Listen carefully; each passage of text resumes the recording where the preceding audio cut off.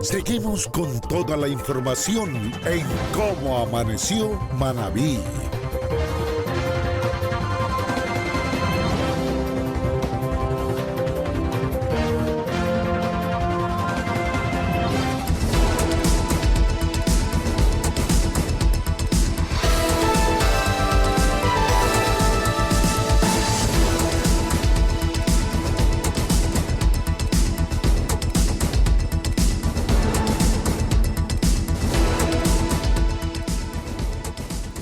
Son las 7 de la mañana con 4 minutos, 7 con 4. Iniciamos nuestra jornada de Visión a la Verdad.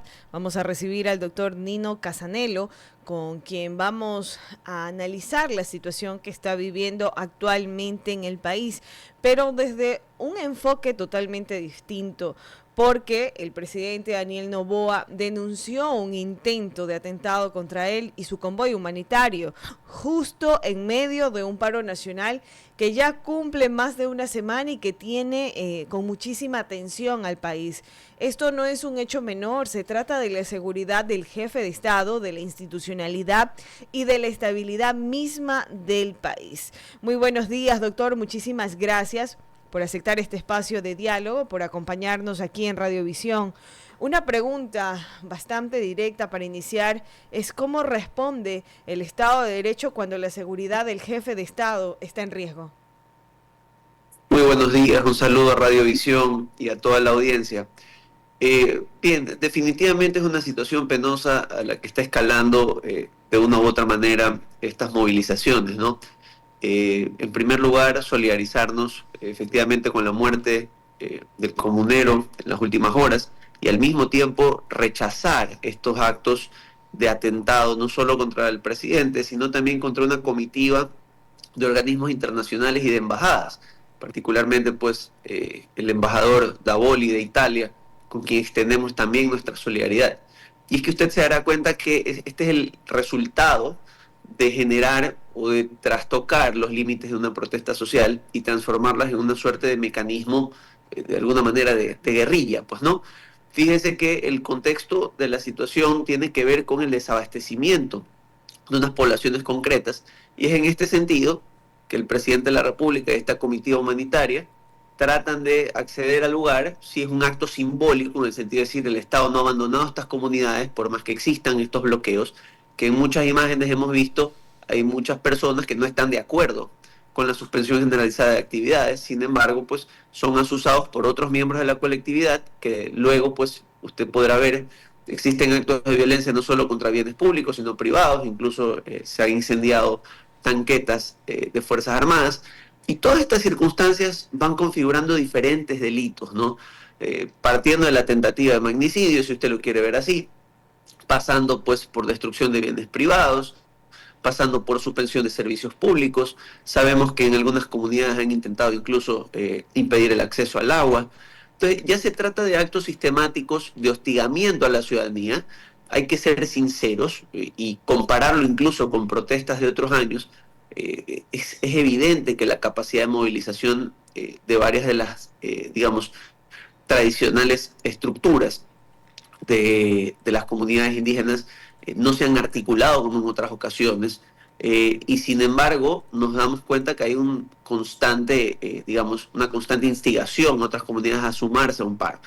Entendemos que los intereses de las comunidades son legítimas, que hay formas de dialogar alrededor de una decisión polémica, porque además es una decisión económica nacional, eso se comprende. Lo que no se comprende es acciones como cortar el suministro de bienes, de servicios básicos a las comunidades, o intentar ataques al presidente de la República, a miembros de comunidad internacional. Creo que eso ya raya en lo irracional, y que eventualmente, si se determinan responsabilidades o personas que de alguna manera en el marco de las protestas están organizando estos actos, pues tendrán que recibir, a propósito de las investigaciones iniciadas por Fiscalía, todo el peso, pues, digamos, del proceso. Fuera de eso, yo creo que el llamado al país, fuera, digamos, de la atención al tema, es entender el momento, entender en qué contexto se está dando esta decisión, por qué se está dando. Hay una necesidad de priorizar recursos hacia otras, digámoslo así, finalidades. ¿Qué recursos? Los recursos que hoy de alguna manera están financiando en algunas de las aristas a estructuras de delincuencia organizada y minería ilegal, en otros aspectos que están favoreciendo a personas que realmente no son beneficiarios finales del subsidio, y que de alguna manera hay un ofrecimiento del gobierno en el medio para evitar que este cambio afecte las tasas de transportación, que es lo que directamente generaría inflación. Lo contrario, sí, es pretender, digámoslo así, y esto legitimando la protesta, ¿no? O sea, entendiendo la protesta como con una finalidad. Lo contrario sería creer que se pretende mantener las mismas condiciones, atender necesidades cada vez más crecientes y tener cada vez menos recursos, ¿sí? Porque en eso hay que ser sinceros. A diferencia de hace 10 años, usted tiene un gobierno que ha plegado principalmente a las grandes instituciones de préstamos internacionales, que son las que están atendiendo las necesidades del país. En función de esta atención, usted habrá visto que pese a todo lo que está ocurriendo, tenemos decrecimiento del riesgo país. Y claro, sostener una decisión de este estilo tiene un costo, como lo tiene cualquier cosa en la vida, ¿sí? Ahora, ese costo es discutible, se puede focalizar aún más para evitar un contexto de inflación, es lo que se intenta, pero con violencia es imposible. Doctor, Y con violencia lo que pero tiene que activarse es el Estado de Derecho. esto que sucedió, ¿se podría considerar un ataque a la vida del presidente o un ataque al Estado? Bueno, dependiendo de las investigaciones, habría que analizar si, por ejemplo, estas personas tuvieron conocimiento de que el presidente se movilizaba en este convoy junto a los demás dignatarios y si fue su intención atentar contra su vida. Ahora, cuando usted ve las imágenes de los golpes a los vehículos en los que se movilizaba la caravana y las declaraciones de quienes estuvieron ahí presentes, estamos hablando de lo que les dijeron, estamos hablando del embajador de Italia, del alto comisionado, de la alta comisionada de la ONU aquí, del embajador de la Unión Europea, diciendo que recibieron ataques en los que sintieron en riesgo su vida. Entonces, usted se da cuenta que trasciende el plano de la protesta, porque en cualquier lugar una comitiva de este estilo hubiera sido respetada, se hubiera permitido el abastecimiento de las personas que están desprovistas de víveres y se hubiera iniciado otra ronda de conversaciones. Aquí lo que hubo es un ataque, digámoslo así, indiscriminado, que si se llegara a establecer por fuertes inteligencias investigativas que tenía como direccionamiento a atentar contra la vida del presidente y de estas otras dignidades, pues efectivamente podrían responder las personas involucradas por una tentativa de magnicidio. Ahora, fuera de eso, usted tiene daños a bienes públicos, ¿cómo se llama? Incomunicación o suspensión de servicios públicos, cierre de vías. O sea, todas son conductas que deben ser pesquisadas y de hecho usted revisará el conteo de detenidos que hay a nivel nacional. Porque una cosa, insistimos, es protestar. Y aquí vamos a ser muy duros. Una cosa es que de motu propio la gente decida cesar las actividades, ¿sí? Y claro, usted tiene ahí un llamado social a la revisión de la medida. Otra cosa es que un grupo, a punta de violencia, pretenda que la mayoría, incluidas las personas de sus comunidades que no piensan como ellos, se inmovilicen en función de la violencia, de ponchar llantas, de cerrar una vía, de romper vidrios. Entonces, este hostigamiento de yo no le permito avanzar a nadie, no es protesta social, es una suerte de cooptación, de secuestro, ¿sí? de las dinámicas sociales. ¿Ya? Y peor si es hecho con violencia, tiene que recibir un castigo. Ahí somos muy duros y usted, digamos, se dará cuenta que esta movilización del centro de mando del gobierno justamente al epicentro de las manifestaciones o de los lugares donde generalmente se han reunido las bases de estas históricas movilizaciones, de alguna manera nos demostró que no son todos los miembros de la comunidad indígena los que están a favor de una medida de violencia o de suspensión de actividades. Hay un grupo que quiere conversar, hay otro grupo que realmente ha entendido la necesidad de la medida y eso es propio de la democracia. Aquí nadie está diciendo que todos acepten o crean que esa es la vía. Pero la realidad es que en democracia uno tiene que entrar a discutir las posibles salidas y la violencia jamás será una solución. La violencia solo genera más violencia y se dará cuenta usted. Lamentamos ya la muerte de un manifestante, al mismo tiempo que lamentamos ya el intento de atentar al menos contra la integridad del convoy presidencial y si que se llegara a determinar contra la misma integridad del presidente. Y eso no es propio de una democracia establecida. Creo que ahí... ¿Qué dice el COIP, por ejemplo, sobre... ¿Qué dice exactamente el COIP sobre un atentado de este tipo? O sea, ¿cuál sería la sanción que corresponde? Es un asesinato, es una pena que sobrepasa los 26 años hoy como está establecida, habría que ver las circunstancias, pero insisto, siempre y cuando se llegara a establecer que las personas que perpetraron el ataque tenían conocimiento de que ahí se movilizaba el presidente. Porque lo dice claramente, aquellos actos tendientes a quitarle la vida a un funcionario público o, digámoslo así, en funciones. ¿Ok? Lo mismo podría darse en el caso de embajadores que estaban junto al presidente ese día y de otros ministros de Estado.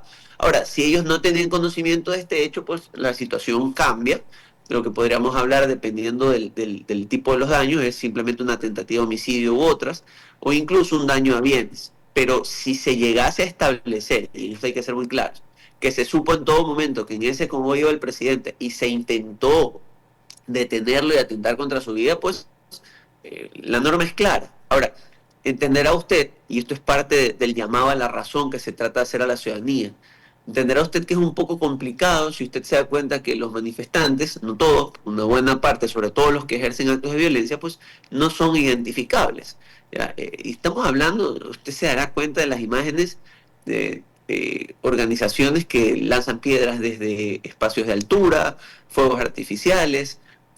Hay bastantes militares heridos, así como hay manifestantes heridos. Hay personas incluso que han participado en manifestaciones que no estaban en actos de violencia y han sido alcanzados por actos de violencia de sus propios compañeros. Entonces, es un llamado a la razón.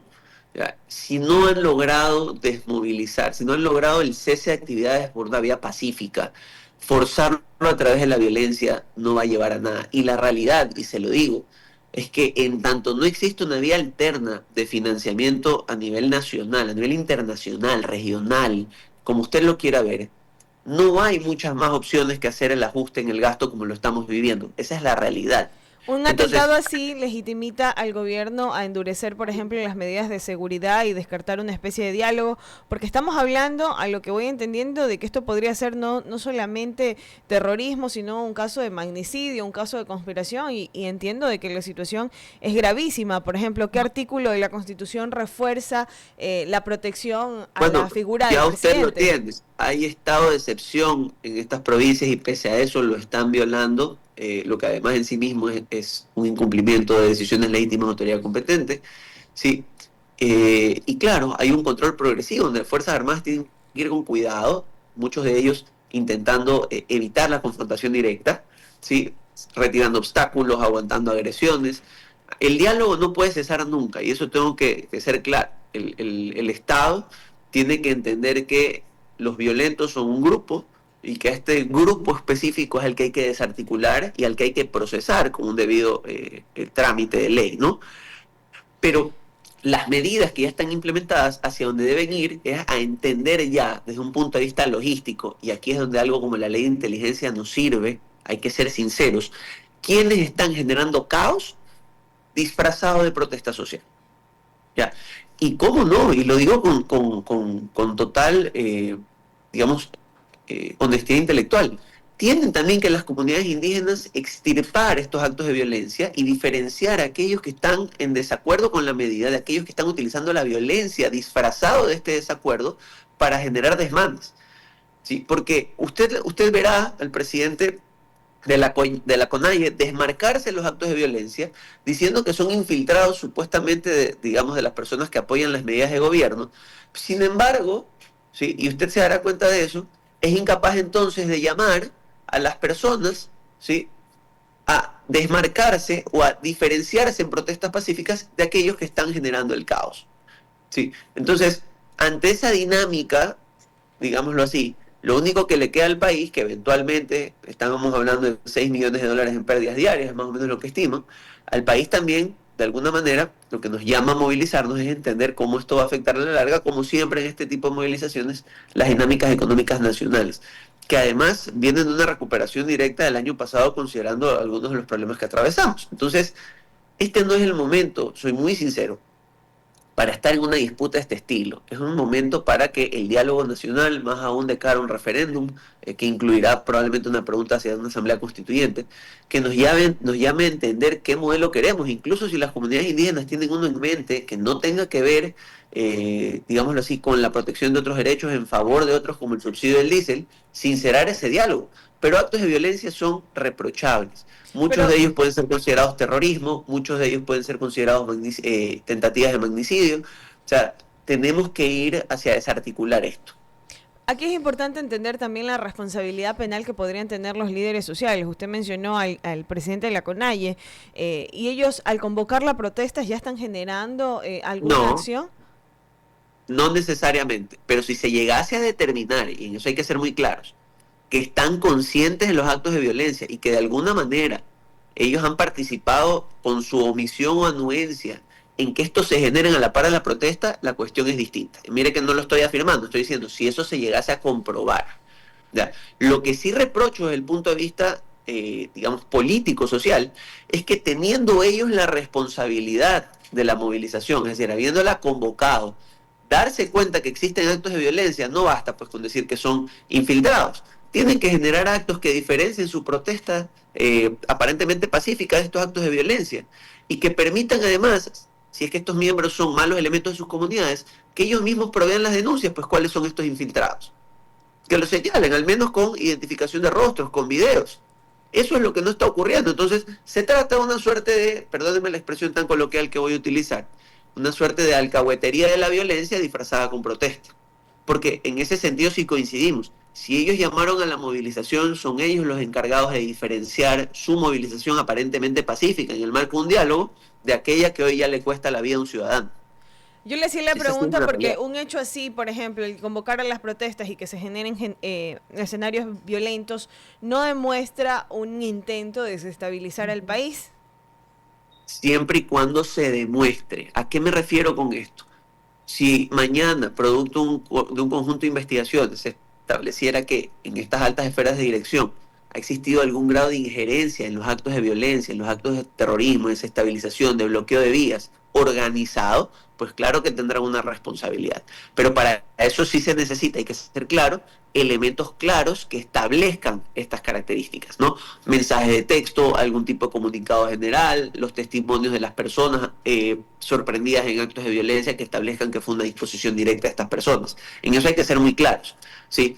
Yo lo que digo es que al menos, o de bote pronto como dirigentes sociales, el primer llamado que tienen que hacer, si es que sus protestas son pacíficas, es a que sus propios protestantes señalen pues a las personas aparentemente infiltradas que están generando los actos de violencia, que los Hablemos, identifiquen en la medida de lo posible. ya, ¿y cuál es, por ejemplo, el rol de la fiscalía? ¿Cómo debe actuar la fiscalía, doctor? ¿De La oficio, fiscalía de ha manera iniciado inmediata, con investigaciones sanciones ya. ejemplares? La Fiscalía ha iniciado ya las investigaciones. Lo que tiene que, junto a la policía, esclarecer es si es que existe algún grado de organización de los actos de violencia, ubicar a los responsables y procesarlos. A quienes sorprenden delitos flagrantes como daños a bienes públicos, secuestros, interrupción de servicios públicos, tienen que llevarlos a procesar por delitos flagrantes. A quienes sorprenda atacando policías, miembros de Fuerzas Armadas, autoridades, los tienen que procesar por incumplimiento de decisiones legítimas de autoridad competente, lesiones, tentativa de asesinato, dependiendo de las características de la agresión. Y eso está ocurriendo. Usted ha visto el conteo general que ha anunciado el ministro Reinberg, que ya sobrepasa, me parece, las 80 o 90 personas. Entonces, eso, la acción de fiscalía es permanente. Pero la más importante, que tal vez algo de eso, especulo, no lo sé, tenga que ver con los anuncios por inicios de investigaciones en aparente enriquecimiento privado no justificado, a lo mejor estamos yendo hacia un conjunto de indicios que nos dan muestra de que hay personas, o no, eso habrá que determinarlo en las investigaciones, que están organizando esta protesta en función de una desestabilización. Pero eso requiere pruebas. En eso soy muy prudente por mi formación como jurista. Se requiere que la policía nos establezca cómo, a través de los actos investigativos necesarios, técnicas especiales de investigación, recolección, cómo vincula el accionar de los protestantes violentos con una aparente estructuración por parte de otras esferas. En tanto esto ocurra, hay que respetar el estado de excepción. E insisto, si es que no tienen nada que ver, como han señalado, particularmente la directiva de la CONAIE, el primer paso es que sean sus propios protestantes que se diferencien de esta protesta y señalen a los violentos. De otra parte, como usted bien señalaba, pudiéramos interpretar que es una suerte de tolerancia silenciosa al hecho, pues, ¿no? Es que hacia allá me dirijo, porque, por ejemplo, haciendo un barrido de los hechos más relevantes de estos 9 días de paralizaciones, se destruyó el comando de la policía, hicieron la denuncia del secuestro de 17 militares, un ataque al presidente que se movilizaba en un convoy humanitario, la muerte de un comunero. Estamos hablando de que son varios hechos que se están presentando en estos 9 días de paralizaciones. ¿Y cuál es el mensaje que nos deja a nosotros los ciudadanos? O sea, desde su opinión, ¿cuál es el mensaje? Por ejemplo, un ataque, y hacia allá me dirijo mucho en esta entrevista, porque un ataque hacia el presidente es un ataque hacia los 18 millones de ecuatorianos. Pero desde luego, es que no solo eso, el contexto del ataque, que es reprochable. ¿Qué es lo que hace el presidente? ¿Ya? Agarra un conjunto de vituallas y trata de llevarlas a una comunidad que ha sido aislada por actos de violencia. Es decir, si ellos dicen que la protesta está socialmente legitimada, hubiera sido sencillo. Al día siguiente, todas las comunidades que responden a la CONAIE, todas, hubieran simplemente cesado sus actividades a nivel nacional sin necesidad de actos de violencia y el país hubiera sentido el golpe económico de esto. Pero la realidad es que no lo han logrado, porque no han podido dentro de las comunidades, salvo con actos de violencia e intimidación, frenar las actividades económicas normales. Y claro, ante este hecho, han optado por actos igual de deleznables, ¿sí?, como lo pueden ser cooptar a una comunidad, de impedirle la llegada de aprovisionamiento. Eso es lo que trata de evitar el presidente de esta comitiva. Una comitiva, además, dice mucho que vayan embajadores, porque están mostrando la buena fe de la comunidad internacional de conciliar en el problema. Y lo que reciben es un ataque donde ponen en riesgo la vida del presidente. Es una locura. Eso deslegitima, si usted me pregunta a mí, y creo que eso en parte es lo que nos demuestra este episodio, deslegitima que existe una intención de diálogo, que es legítima. Es legítima. Si no es el interés, insisto, mañana tendrán ellos que discutir cómo pliegan una política económica, porque eso sí se lo digo, no hay muchas opciones. Pero a través de la violencia nunca, y a través de la violencia contra la máxima autoridad del Ejecutivo y contra embajadores de otras delegaciones y contra ministros tampoco. No es la forma. El llamado es a que señalen a los violentos, si es que dicen ellos que no pertenecen a las comunidades, los separen y que vayan al cese de actividades sin violencia, sin quemar llantas, sin atacar vehículos militares, sin atentar contra autoridades. De lo contrario, creo que la justicia tendrá que implementar eventualmente, y en función de que logre los indicios probatorios, digamos, los procesamientos adecuados. Y aquí sí con dureza decirlo, evitando además que mañana estos sean producto o que se generen de alguna manera indultos o amnistías a nivel legislativo, una cuestión por el estilo, ¿no? Doctor, un hecho así, ya ampliándolo, haciéndolo más macro, ¿cómo nos golpea directamente en la imagen del país como un Estado seguro, como un Estado que brinda las facilidades de inversiones y relaciones diplomáticas? Estoy hablando del impacto internacional y geopolítico que no solamente, que nos estamos enfrentando a nivel internacional, no solamente de manera interna. Mire, como todo hecho de violencia nos afecta desde el punto de vista turístico, nos afecta hasta un cierto punto, y esto debo decirlo porque el riesgo país ha ido en decrecimiento, pero ha ido en decrecimiento porque el país, en el plan que ha planteado el gobierno que ganó, ha definido, ¿sí?, lograr los objetivos que los prestamistas internacionales le han exigido para cobrar su crédito. Por eso es que yo insisto en esta idea. ¿Cómo nos ve el mundo? Nos ve como un lugar irracional, muy probablemente, porque generamos violencia, tenemos compatriotas que mueren en actos de violencia, que están relacionados a una visión económica que de una u otra manera se ha impuesto y que no tiene una vía alterna, por lo menos no propuesta por los manifestantes. A eso voy un poco con la reflexión inicial. Hablan de diálogo, pero no están generando una propuesta viable fuera de mantenga el subsidio, aun cuando es una oferta que desde el punto de vista de los compromisos aceptados no se puede sostener. ¿Cuál sería la vía alterna? Que ellos propongan al gobierno una vía de financiamiento distinta a la de los grandes organismos de préstamos, ¿sí?, y en función de eso se lograra una solución. No, la única opción que ha habido es la violencia, y claro que desdice del país, más aún si en el contexto humanitario de acercar el diálogo se ha afectado, se ha atacado dignatarios de cuerpos diplomáticos. Lo que da cuenta es que somos un país irracional en el manejo de su política, incapaz de cohesionarse alrededor de un objetivo, y en el que perennemente vamos a ver actos de violencia, incluso contra dignatarios internacionales, no hablemos del presidente, cuando trata de imponer una política, con, digámoslo así, cierto grado de direccionamiento, pues, ¿no? Yo creería que a estas alturas es bastante lógico pensar que más allá de una discusión económica, esto se trata de una forma de generar inestabilidad también política, como usted lo refería. Y el riesgo país seguirá bajando por el compromiso, pero eventualmente podría ser que se dispare, habría que verlo, por el hecho de irracionalmente acceder a este mecanismo para imponer una idea, porque es lo que están buscando, se está buscando imponer un concepto, aun cuando han visto que en sus propias bases no tienen esa cohesión. Doctor, ya en la parte final, por cuestiones de tiempo, bueno, yo quiero agradecerle, pero sí me gustaría que usted nos deje un mensaje claro en esta mañana. ¿Hacia dónde nos encaminamos en el ámbito jurídico para entender las implicaciones legales, políticas en este caso, que nos afecta enormemente a todos los ecuatorianos? A los violentos debe procesárselos, en cualquier nivel que hayan operado, haya sido a nivel de grandes dirigentes, a nivel político. Obviamente con pruebas, tiene que demostrarse.